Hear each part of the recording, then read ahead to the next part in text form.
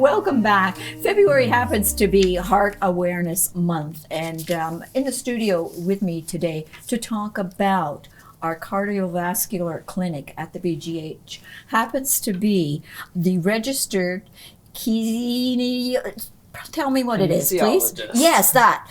Travis Coughlin is with me, as well as everybody knows Ron Zajac. He's with us. He did have a heart issue, and we're going to talk about that and what he went through. So let's start with Travis. Travis, the cardiovascular program at the hospital. Tell us a little bit about it. We've had it since what, 2016? 2009. Oh, 2009, actually, okay. is when it started. I began in 2016 myself, but it was up and running when I started. And we've kind of developed into an 8 to 12 week program where you exercise on site once a week for about 45 minutes to an hour in a supervised environment. We also have a nurse on staff. She's really good at doing health teaching, following up with appointments, contacting doctors, researching their files, and making sure that they're getting the best treatment possible. We obviously have a cardiologist, Dr. Hind, who is awesome to work with and is always there when we need him, if we need him. And we have a dietitian on staff as well that does a series of classes in a group setting, and does individual one-on-one consulting as well if needed. So in that 8-week program, we kind of build and monitor risk factors and make sure that we're limiting risk going forward for these patients. And how many people would you see on a like, is there one person coming in each hour? Is there a group of people that are coming in? How do you monitor this? So we do have like group times, but we're not running group classes. We are running individual programs. So we tell a series of maybe 4 to 8 patients, I would say, come in at a certain time, and they do their own individual program, which is set up by me. Yes. And so it is a group setting, but not a group program. So if I had a heart attack, you had a heart attack, would the program I was doing be the same as yours?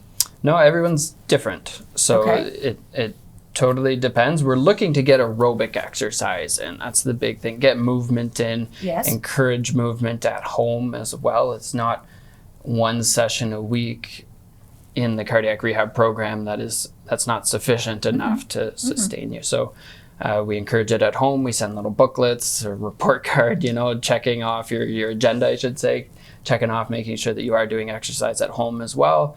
But everyone is a little different. We have varying ages, anywhere from 14 to 98. 14? People have different issues throughout life, right? So not necessarily a 14-year-old having a stent, but we see different issues as well. So whether it be valve transplants, we've seen bypasses, POTS, so like a dizziness when standing. Yes. We see all sorts of different things. Wow, I didn't realize that. So, Ron, when did you detect that you were actually having a heart attack? Well, the actual heart attack itself happened in late March of last year. Yes. Now that I can think back on it, the symptoms, I could probably trace them back a year or two before. What I would do, I'd go out on a walk with my family, like a hike. Yes. I was at Landon Bay once having a hike, and I realized I've got this thing where I'm out of breath. That feeling you have when you're out of breath in the cold, where you have a burning lung sensation. Yes. And I started to worry about this. I started to talk to my friend who was a runner, and he said, oh, you know what, if you're not a habitual runner, that can happen. You need to acclimatize. You need to build up slowly. So I thought it was innocuous, but this burning lung sensation that weekend in late March of 2023, it wrapped up. It ramped up to where it was persistent. I did the thing and consulted Dr. Google, which is a hit and miss, you know. And Yes. according to the internet hive mind, I had acid reflux. Okay. So drink milk or whatever.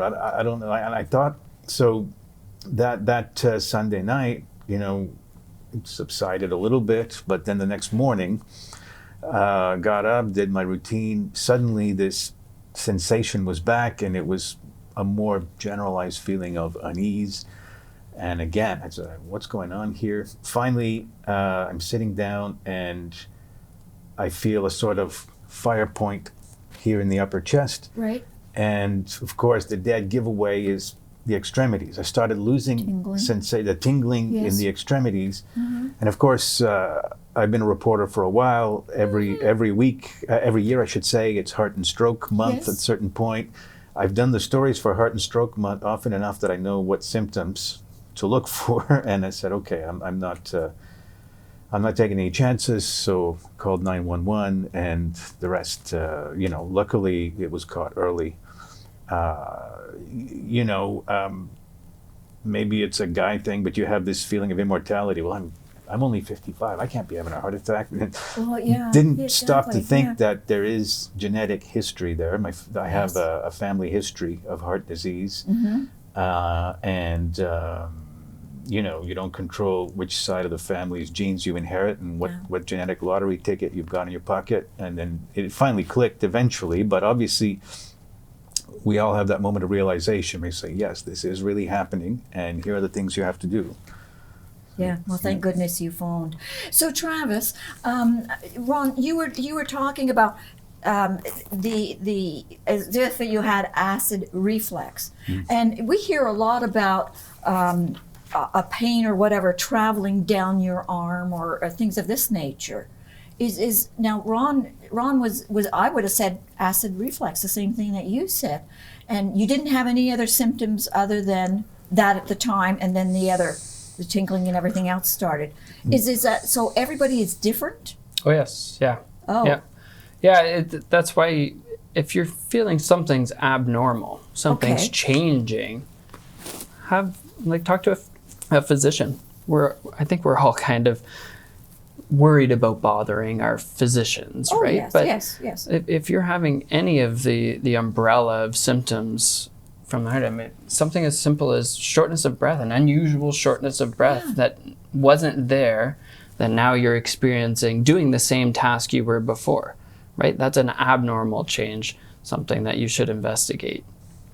So, because I think in the past, as I was growing up, a heart attack was you were older. Yeah. You wasn't a young person. You didn't worry about it that much. And a heart attack was you went to your chest and it was a great pain and that was a heart attack. But now we have these screening tools for earlier diagnoses, right? Okay. So you're probably looking at more of an angina symptom than you're looking at the actual physical heart attack where you may pass out, need CPR, and need to be revitalized, right? Like, we don't want to get to that point. That's why we're screening with doing exactly what Ron said. how was it when you met Travis and you were at the clinic? What was your anticipation when you went there? I know that you've covered, but it's different when you're in somebody else's shoes, right? So what was it like when you went into the clinic? Well, it was different from what I anticipated because I'd written about it as health stories from a distance. I'd never actually visited it, but I expected something more clinical, but it's basically a supervised gym. But it's a gym with a difference because the people supervising you have intimate knowledge of what a heart attack is and what heart health requires. I mean, you made the point about, a heart attack is generally associated with older people. And I distinct memories, the first session I had there, about half hour or more in, it dawns on me, the music playing in this gym, all of it is early 70s rock. Oh, was it? And I'm thinking, okay, that's the demographic. The people who are listening to Todd Rundgren in 1973, they are now having heart attacks. So maybe I'm a little bit young for this crowd, but you know. I'm here. But we had Hank Williams playing today. Yeah, so there you go. Much better, yeah. I just wanted to touch base on one more thing about symptoms, because I got to the hospital after Yes. 911 and so on. And of course, the paramedics are terrific at their job. It's not their job to diagnose. So nobody actually told me you're having a heart attack. And I was still, obviously, you're in a bit of confusion, Yes. mental confusion. I'm thinking, well, maybe it's something else. I mean, the other thing that gave it away was back pain. Back pain? I couldn't be comfortable sitting in a chair or lying in the bed. Just the upper back was was uneasy. And I'm told that has something to do with it as well. It was a telltale Really? sign. And Yeah. yeah. So shortness of breath, yeah. back pain, Back pain, down the arm, Down the jaw arm. pain, Loss of feeling in jaw? extremities. jaw pain, and then very the common. tingling. Yeah. Tingling. Any stiffness? I didn't experience any stiffness. I did Okay. after that FirePoint episode I mentioned. There was nausea and actual deeper shortness of breath. Like I had to, Okay. I was Yes. breathing harder, Yes. as if I had an exertion. But there is that. But obviously, it's different for different For people. different people. Yeah. Yes. Yes. So now you were rushed to Kingston for surgery, were you not? Well, I was taken to Brockville General. Right. And then it was determined that I should go to Kingston for an angiogram. And I was lucky to have it scheduled only a few days later. So I was Good. taken to Kingston for the angiogram, where I expected they would have put in a stent. But once there, Yes. it was discovered that the blockages were multiple and too severe, so I needed the bypass. So Okay. then they kept me in Kingston until I had the bypass in early April. And then you came back to Brockville and met with Yeah. with I Travis. was followed up here. Okay, so you would actually receive a record or some information as to what Ron had gone through, and from there your program is built. Yeah, so typically we try to see surgical intervention within 6 weeks after surgery, or at 6 weeks, I should say. Somebody that had a stent or just a heart attack, no intervention, we're targeting 3 weeks. It does vary from person to person, and this Right. is assuming the process works properly, which it doesn't always. So Yes. it's if you have had an event and haven't been contacted, it is good to follow up either with your family physician, or you can call us and check on a referral status too, because it's not always sent, right? In an ideal world it is. But that is our target guidelines. And then, so at that point, we do a phone call with the patient. We discuss all their risk factors. We start building a plan. Then we get them in the following week for on-site supervised exercise, where we develop that plan. Then week to week, we're changing. We're adding a little bit more strain to the exercise. We're adding resistance exercise as well to build strength back up, especially in somebody after a surgery, because there's a ton of muscle mass loss. Yes. So to get that functional ability back. The biggest thing is confidence, to be honest. Really? You just lose confidence when you lose your health, and then you need to build that confidence back. So doing things that you used to do against, like shoveling snow, for example. A lot Yes. of people are terrified of it, right? There's horror stories. Yes. And rightfully so. Some people can't shovel snow. But starting slowly and doing some of the tasks you used to do, starting by sweeping the floor again and helping out, doing the dishes. They're small things, but you start building that confidence back, and that's what we're looking to help people with. Is this what you went through then? You felt that there's certain things that you couldn't do? Well, yeah, you sort of, for the layperson, you sort of categorize in your mind, this is a person who's had a heart attack, and and you conceive of there being certain limitations. And Yeah. that was one of the hardest things for me in those first few days is, what does it say about my future if I'm now a person with heart disease or a person who had a heart attack? But once you go through it, and if, God willing, you go through it relatively well, as I did, I mean, you start to realize it's a pretty wide community. A lot of people have had heart attacks and have gone on to lead, obviously you're going to be on medication.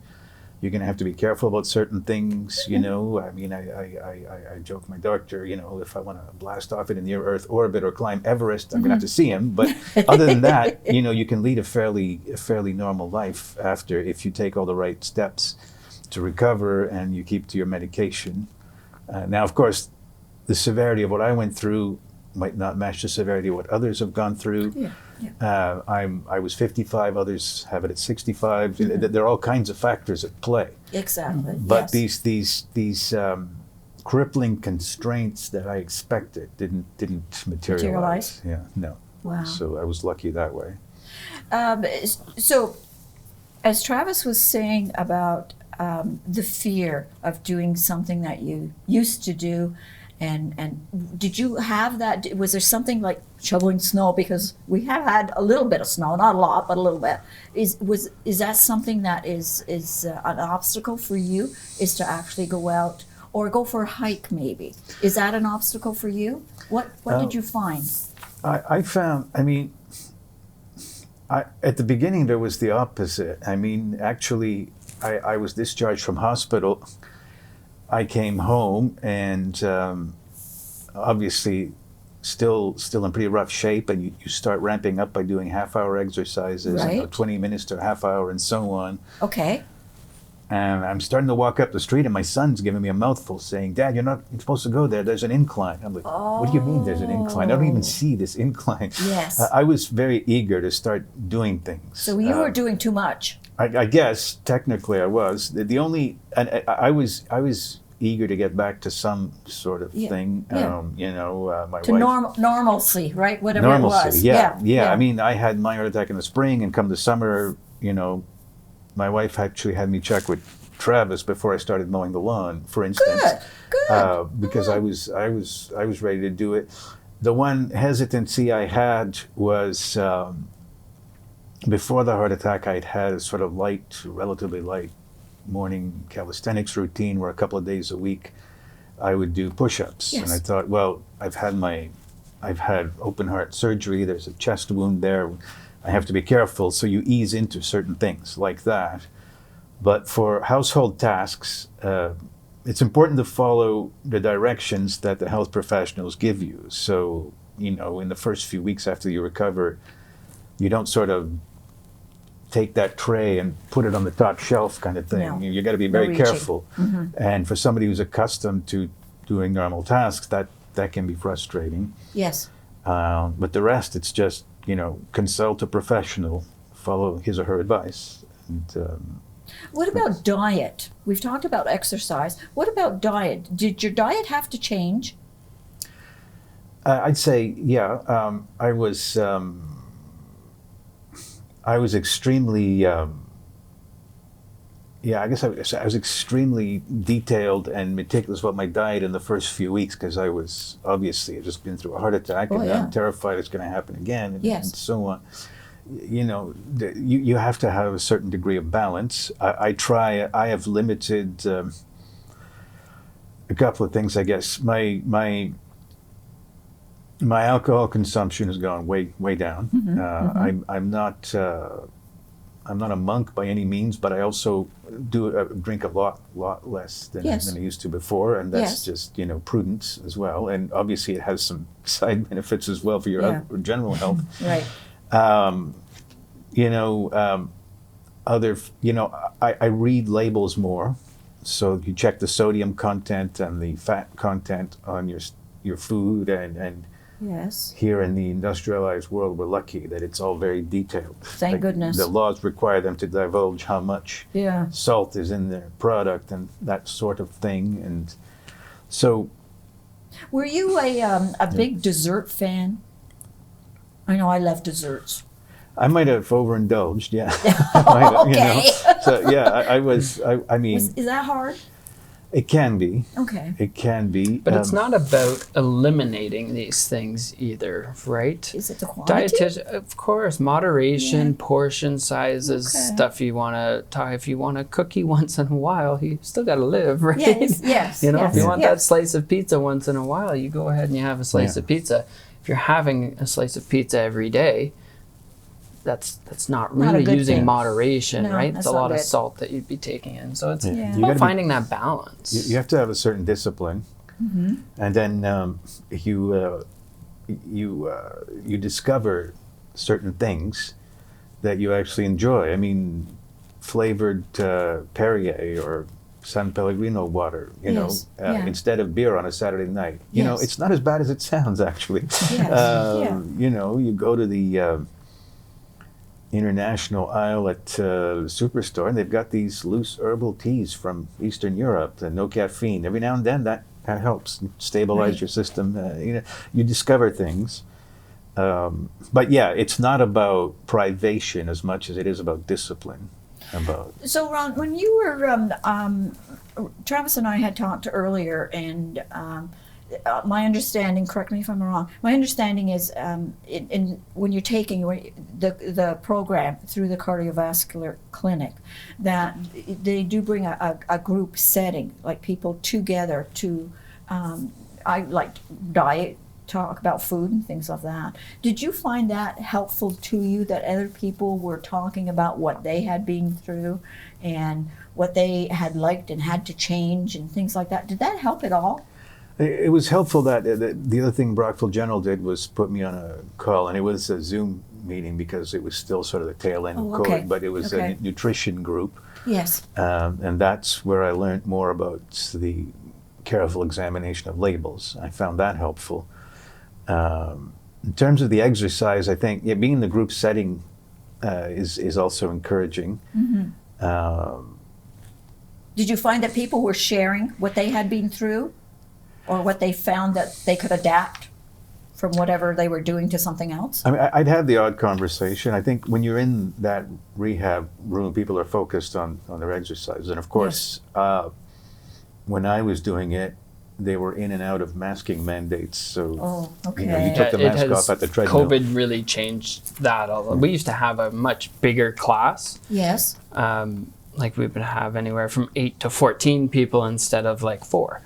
So in that bigger class, you would get a lot more of those conversations. It was much easier. You were also seeing people twice a week at that time, so they were getting pretty close. And once you were in one class, you were only in that class, and you were seeing the same people week by week.